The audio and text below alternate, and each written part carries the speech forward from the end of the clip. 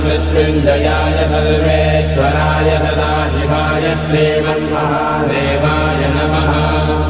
नमस्तेऽस्तु भगवन् विश्वेश्वराय महादेवाय त्र्यम्बकाय त्रिपुरान्तकाय त्रिकाग्निकालाय कालाग्निरुद्राय नीलकण्ठाय मृत्युञ्जयाय सर्वेश्वराय सदाशिवाय श्रीमन्महादेवाय नमः।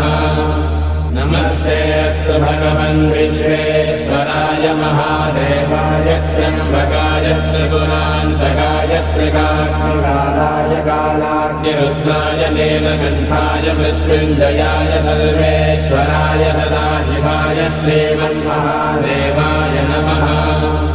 नमस्तेऽस्तु भगवन् विश्वेश्वराय महादेवाय त्र्यम्बकाय त्रिपुरान्तकाय त्रिकाग्निकालाय कालाग्निरुद्राय